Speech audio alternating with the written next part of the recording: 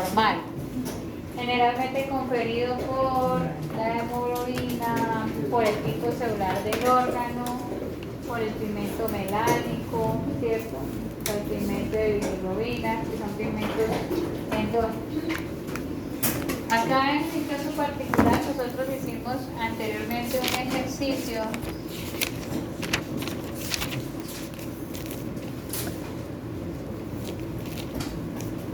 hicimos con esta imagen. Los cambios cadavéricos. Entonces nosotros hablábamos de lividez cadavérica y de pallor mortis, ¿cierto? Eso lo trabajamos. Es importante diferenciar qué evento es un fenómeno cadavérico y qué evento es un proceso patológico. Hablamos de un proceso de cianosis y púrpura en el paciente o realmente es un proceso de cambios postmortem, ¿sí? Generalmente los pigmentos exógenos, de los cuales vamos a trabajar solamente el pigmento del carbón, por los años que habitualmente podemos encontrar, sobre todo en tejido pulmonar, en linfonódulos, ahí los vamos a encontrar. Existe una variedad de pigmentos exógenos a partir de la inhalación de, por ejemplo, el algodón, consumo de algodón, contacto con algunos metales pesados, plomo, de pronto también la exposición a la plata. Pero realmente pues lo que es plomo y plata más asociados con procesos de intoxicación, generalmente confiere una pigmentación negruzca en los tejidos, pero encontramos las sustancias que son estructuras de metales, puede ser así, balines, puede ser el tamaño de un balín, el origen de este tipo de intoxicación. Más o menos de 3 o 4 milímetros de diámetro, aves principalmente, silvestres son las que se intoxican con este tipo de fuentes, bovinos, pero realmente si hay vertimientos de esas sustancias tóxicas de fuentes de agua, sería lo particular de exposición. Generalmente estos pigmentos están fagocitados, es lo común encontrarlos fagocitados, particularmente por histocitos, y tiene un aspecto granular. Sean intra o extracelulares, generalmente tienen un aspecto granular, se ven puntiformes. Para el caso en el que vamos a trabajar, no vamos a trabajar ni algodonosis, ni alquirosis, ni plumbiosis, que es lo que acá les acaba de decir, del algodón, ni de la plata, ni del plomo, ¿cierto? Pero sí es importante que son exógenos como el del carbón. Este pigmento derivado exógeno ingresa por ruta inhalada, generalmente como inhalación de gases, de procesos de combustión, ¿cuáles tenemos en nuestra vida cotidiana? Las minas.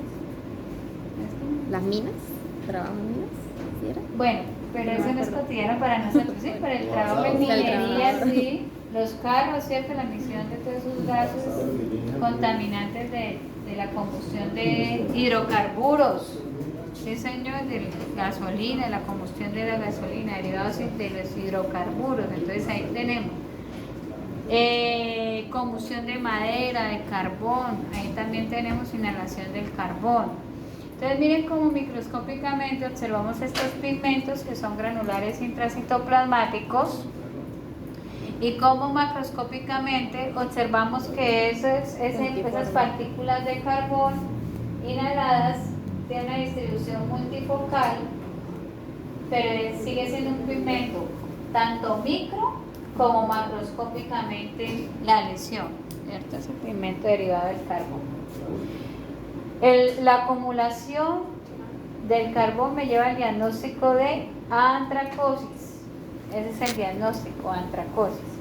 En esta imagen estamos viendo, en la imagen macroscópica, cómo la antracosis a nivel de la corteza del linfonódulo se acumula, algo pequeño en la región medular, y confiere esta pigmentación negruzca a los tejidos.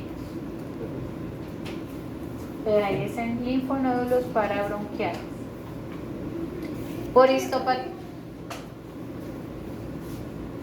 histopatología, revisamos nuevamente. En linfonódulos tenemos el agregado linfoide, ¿cierto? Los histocitos con el pigmento granular negruzco correspondiente a la acumulación de la inhalación del carbón. La tecla se pega, perdón. No es patológico la acumulación de carotenoides, pero sí estas xantofilinas que provienen de dónde. Carotenoides, xantofilinas, ¿de dónde provienen? ¿De dónde provienen? Vegetales, ¿cierto? ¿Cuáles vegetales? Pigmentos, vegetales. Zanahoria, pimentón, tomate. De ahí vienen sus pigmentos. Generalmente lo utilizamos para qué? Son antioxidantes, pero ay, que me gusta más el pollo criollo, la gallina criolla, ¿cierto? Porque ¿cómo se ven las patitas? Intensamente amarillitas, la cresta más amarilla, el huevito, la yema más intenso, ¿cierto? La grasa se ve con esa pigmentación casi naranja. Entonces las xantofilinas dan esa coloración, esos carotenoides dan esa coloración. Es una medición dietaria en la dieta, ¿cierto? Pero realmente no sabemos si yo puedo tener un proceso o debo diferenciarlo de si mi paciente está cursando con una ictericia, ¿cierto? Si tengo un proceso de ictericia asociada. En ese proceso de ictericia, pues yo debo mirar, bueno, las membranas mucosas conjuntivales en este paciente tienen esa pigmentación. La mucosa oral tiene la pigmentación amarillenta. Si yo veo que eso ya se me está volviendo generalizado y no solo en la grasa, ahí sí sospecho de una patología. En este caso sospecho que mi paciente está cursando con ictericia, ¿cierto? Entonces debo diferenciar este pigmento carotenoide de ictericia, pero esto es una medición de cuánto pigmento tengo derivado de las xantofilinas en ese tejido adiposo. ¿Listo? Siguiente. Es decir, que esto no es un criterio de enfermedad. Los carotenoides no me indican enfermedad. ¿Listo? Siguiente, Rubén, ¿qué fue la molestia?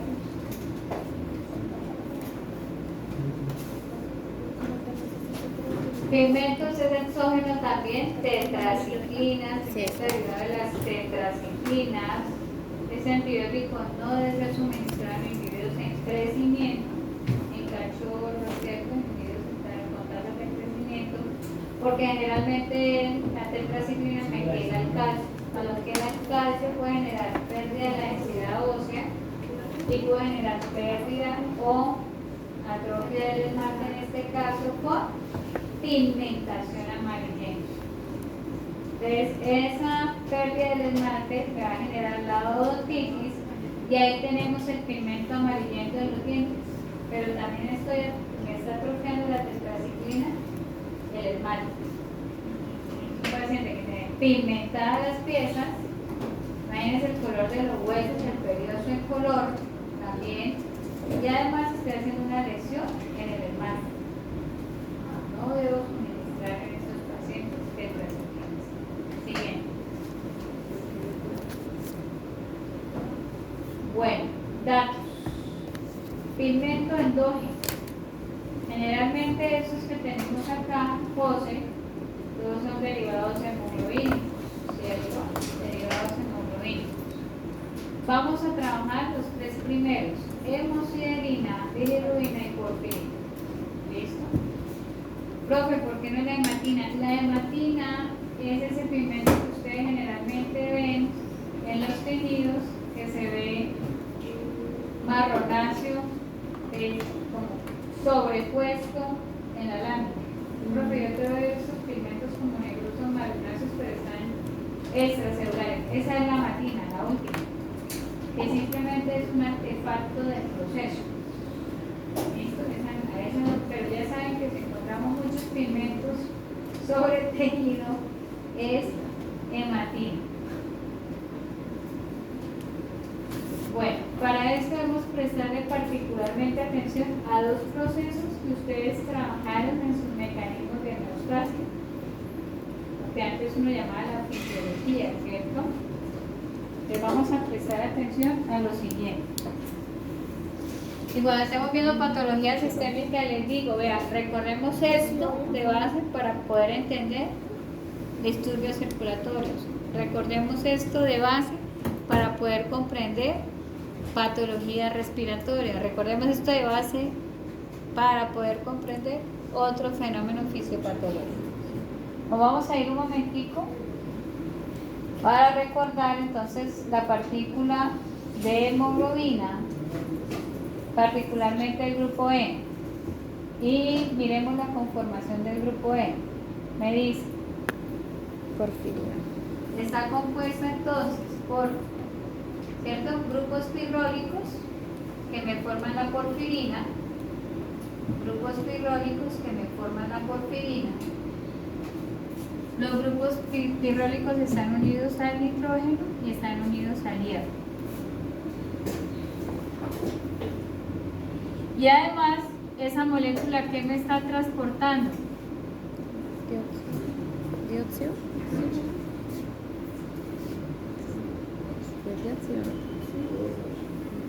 la molécula de hemoglobina, vamos a borrar acá, ¿qué me está transportando?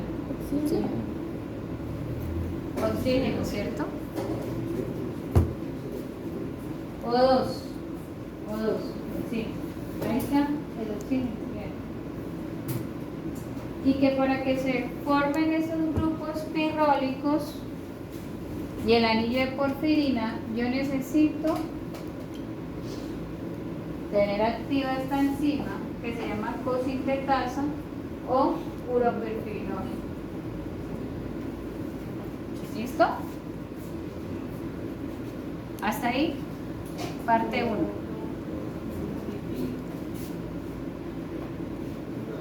Ahora nos vamos a la siguiente imagen. Tranquilo que de esto ya nos vamos a volver a revisar. Entonces, en sus mecanismos de homeostasis les decían, vean, los eritrocitos tienen un periodo de vida, ¿cierto? Son células largas por su tipo de recambio celular. Y me dice que fisiológicamente cuando están viejitos, llegan aquí al vaso, sufren mecanismos de oxidación, de reducción y se producen pigmentos. De acá empezamos con los primeros pigmentos. Biliverdina y se produce la bilirrubina libre, también la llaman bilirrubina tipo 1 o bilirrubina no conjugada.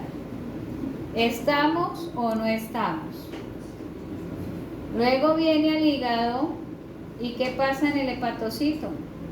Viene y se conjuga. Y aquí es donde viene la bilirrubina tipo 2 o bilirrubina conjugada. Se excreta normalmente, se acumula acá en la vesícula biliar, pasa al intestino, las bacterias entonces hacen acá procesos de degradación de esa bilirrubina conjugada, se produce estercobilina, urobilina, estercobilinógeno y urobilinógeno. Y entonces, ¿qué hace? Me pigmenta la materia fecal amarilla. Profe, ¿por qué en los rumiantes no? Porque hay ¿qué? ¿Pigmentos de qué? Filoeritrina, ¿que viene de dónde? De la clorofila, por eso en ellos el pigmento es verde, ¿cierto? Y la orina, ¿qué pigmentación tiene? Amarillenta, ¿cierto? Porque se excreta también a partir del pigmento de la bilirrubina. Eso es lo fisiológico. Listo. Ahora vamos para lo patológico. Nos regresamos por aquí. Acá tenemos un ejemplo en un campo. Tenemos hepatocitos, tenemos focos de hemorragia, son todas estas áreas de aquí. Estoy saliendo a la grabación. gusta salir en las grabaciones. Por eso sí toda, estoy viendo que me pueden grabar, pero no me saquen a mí porque ni soy fotogénica ni me gusta que me saquen en la grabación.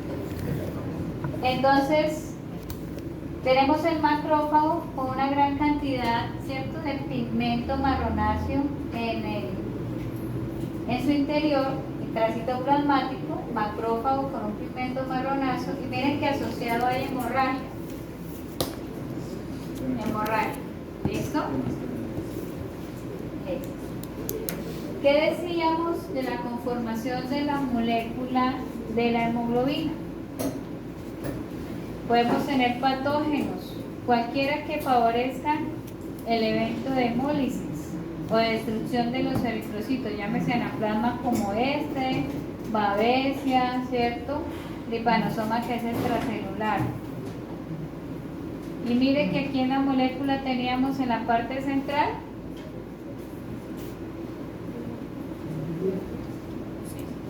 hierro. Listo. Sigamos. Cuando yo tengo esa acumulación micelar de hierro que se llama ferritina, el pigmento que estoy identificando en estos macrófagos con esa granulación intracitoplasmática, Johan, ¿de qué color la estás viendo ahí? Marrón. Marrón, amarilla, dorada, como le quieran decir, marronácea, ¿cierto? Pero es granular, marronácea, ocre, póngale el nombre que ustedes quieran, pero que la identifiquen. Es la acumulación de toda esa cantidad de hierro en el interior de esos fagocitos y lo vamos a diagnosticar como hemosiderina. Ve ahí en el corte que estábamos mirando de amiloide, que era la lámina, ¿cuál? En la 33, ¿cierto? En la 33, Alexandra, creo que también la revisamos, había bastante pigmento de hemosiderina. Bueno, entonces van a buscar en esa lámina también hemosiderina. Entonces ya sabemos que la hemosiderina es el resultado de la fagocitosis de eritrocitos, ¿cierto?, que permite la liberación de ese componente que es el hierro, de la molécula del grupo E de la hemoglobina. Comprendimos por qué se acumula hierro y por qué se determina que el diagnóstico es pigmento de hemosiderina. Es la agrupación de hierro que proviene del grupo E de la hemoglobina y se llama hemosiderina. Para el caso puntual de esta imagen era revisar un hematoma. Los hematomas micros sufren los mismos cambios de pigmento como los hematomas que normalmente sufrimos en piel. Entonces tenemos el hematoma que inicialmente es hiperémico, luego se vuelve púrpura como ese, luego ¿de qué color se torna? Verde, y luego se torna ¿de qué color? Amarillo. La degradación progresiva de ese pigmento, ¿cierto?, de la apoferritina, que es la que lleva ahí el hierro, es lo que va confiriendo ese color. Y mientras se va degradando, al final me queda el pigmento de hemosiderina, digo que se da un final verde amarillento. Acumulación de hemosiderina en estos procesos es hemorragia, de hematomas. La imagen que estábamos viendo histopatológicamente corresponde a un corte de pulmón. Nosotros aquí estamos viendo espacios alveolares con una cantidad de macrófagos alveolares con esa pigmentación. Este es un paciente con falla cardíaca. Y estas celulitas, cuando las empiezo a ver ahí dentro de la luz alveolar con pigmentos de hemosiderina, me dice, está sufriendo una insuficiencia cardíaca congestiva. Hay congestión en septos alveolares, los septos están tapizados por eritrocitos. Y adicional se están extravasando eritrocitos, entonces viene el fagocito, fagocita el eritrocito que no está dentro del capilar normal, y empieza a liberarse el pigmento de hemosiderina. ¿Correcto? Listo.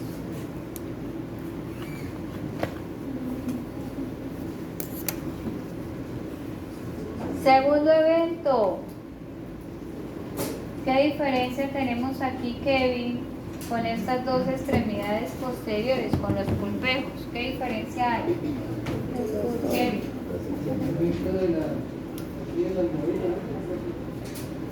Una reducción, ¿cierto? En el del lado izquierdo. ¿Cómo se ven esos pulpejos?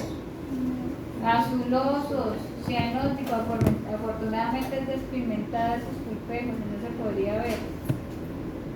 Tenemos cianosis. ¿Qué está pasando entonces ahí? Si se ve cianótico, ¿cuál sería el proceso de desarrollo? Falta de irrigación de sangre, puede ser. Un proceso obstructivo, no está llegando oxígeno. ¿Qué decíamos la funcionalidad del grupo N de la hemoglobina? Transportar oxígeno. Cuando tengo un evento obstructivo vascular como este, pues voy a generar un evento de cianosis, un evento hipoxémico asociado a isquemia. Acá iniciamos con la cianosis. Si continúa el evento obstructivo, ¿qué pasa, Edwin, después de esto? Esta es la fase inicial de este proceso. Luego, ¿qué ocurre? Si se mantiene la obstrucción vascular de la ilíaca acá en este miembro izquierdo, Pérdida de movilidad. viene necrosis, sí, hay movilización porque hay necrosis. Si continúa la isquemia, ¿hacia dónde avanzamos? Gangrena. ¿Y la gangrena de qué tipo se me va a desarrollar acá? Seca, porque es isquémico el proceso. ¿Listo? Tipo de necrosis asociada a esta gangrena. Coagulación. De coagulación. Es de coagulación. De coagulación. Miremos el histórico. Felino con obstrucción de la arteria ilíaca es parcial porque tenemos un miembro perfundido y el otro no. Por eso dice que es parcial, vea, parcial. Y está asociado a trombos. Un trombo en la ilíaca. Por obstrucción parcial. Listo. Ahora, dice que es en porcinos y tenemos qué aspecto del músculo y de la sangre. Marrón. Chocolatosa, ¿cierto? Marronáceo. Aspecto chocolate. Era asociado a un trombo en la ilíaca por obstrucción, pero No, que genera obstrucción. pero o sea, no tiene, o sea, el pigmento o Es por la hemoglobina. Acá normalmente lo que esperaríamos encontrar es que estuviera rosado porque hay perfusión y se ve azuloso porque no hay oxigenación. pero qué clase de pigmento. Todos los que estamos hablando de asociados a hemoglobina. El problema es que aquí está el pigmento, pero que no está haciendo el grupo N de la hemoglobina en este evento. No está transportando oxígeno. No llega oxígeno al tejido, entonces se ve cianótico porque falta perfusión en la extremidad. Pero resulta que aquí, buena pregunta la que hizo Katy, porque aquí sí hay sangre, pero hay una afectación en la oxigenación de esta sangre. Aquí no tenemos un evento isquémico y se ve marrón el músculo y se ve aspecto chocolate en la sangre. Esos eventos de intoxicación por nitritos y nitratos casi que sería la etiología, normalmente uno lo ve de forma natural, espontánea, en ganado, ¿cierto? Esto fue inducido en unos cerdos para mirar el efecto de cómo la intoxicación por nitritos y nitratos me pasa de la forma ferrosa el hierro, que está en la partícula, ¿cierto?, de hemoglobina, y la pasa a su forma férrica, es decir, no permite que transporte oxígeno. ¿Listo? Normalmente está en su forma ferrosa, llega el proceso de intoxicación por nitritos y nitratos, y aquí por plantas, sí, por aguas contaminadas, a veces la fertilización de los suelos puede generar esa intoxicación, demasiada fertilización de las pasturas y hace las posiciones de estos dos. ¿Listo? Entonces mire que aquí sí tenemos sangre, pero la hemoglobina no está transportando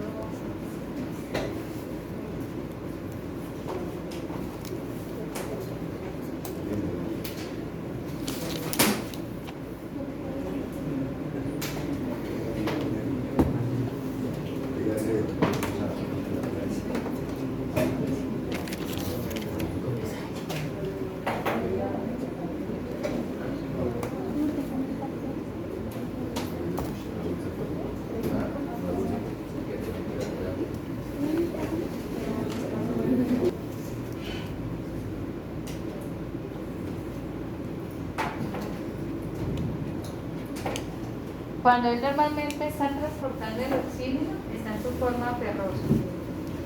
Pero dentro de la intoxicación del nitrito y nitrato cambia la molécula, la carga iónica del hierro y lo pasa a su forma férrica. Entonces, cuando está férrica, esta molécula de oxígeno no está unida aquí y tampoco está acá. No la transporta. Y ese cambio de la forma ferrosa a férrica es lo que mencionamos acá en el diagnóstico, que no es hemoglobina, sino metahemoglobinemia. ¿Listo? O la llamamos metahemoglobina, no es hemoglobina la que me transporta el oxígeno, sino metahemoglobina. No se transporta el oxígeno. ¿Listo? Ay, no he terminado, maldita. Ya casi. Entonces acá tenemos, ¿listo? Por eso se ve así, chocolatosa la cosa. Y el músculo también. ¿Listo?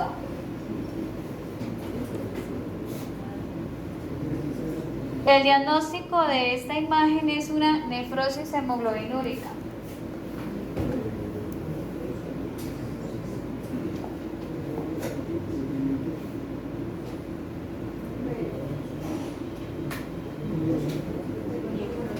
Ahí las estoy escribiendo, cariños. Sí. ¿De qué color está la orina en ese tubo de ensayo?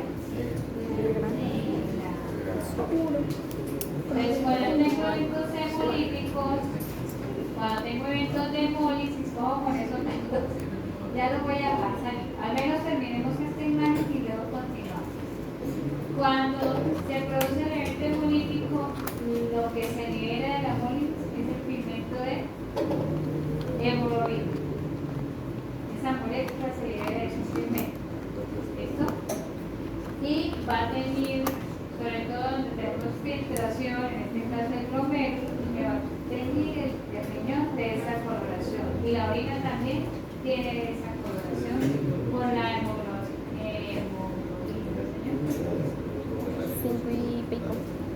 Pues le llaman riñón de ébano porque ébano es un pigmento negruzco y dicen negro petróleo. Pero si ustedes lo ven rojizo, puro, cierto, casi negruzco, también tienen razón porque es un pigmento hemoglobina. Se llama riñón de ébano, casi negruzco. Entonces, ahí en el ejemplo están diciendo intoxicación crónica por cobre. ¿Ves? El cobre en ese proceso de intoxicación hace una hemólisis masiva, lisa los eritrocitos. Podemos hablar, por ejemplo, de babesia. Pongan una babesia de ese animalito. En un evento agudo, hemólisis, ¿cierto? Aguda de los eritrocitos. Pongan la leptospira. Leptospirosis aguda, hemólisis aguda, ¿cierto? Con un riñón de ébano o de esa nefrosis hemoglobinúrica. Si uno mira la histopatología de estas lesiones, el riñón tiene muchos pigmentos, necrosis tubular aguda, con histopatología, y macroscópicamente tiene esta coloración intensa, rojiza, negruzca o negra. ¿Listo? Pigmento hemoglobínico derivado de una hemólisis intensa en un paciente. ¿Listo? Y llamamos nefrosis hemoglobínica.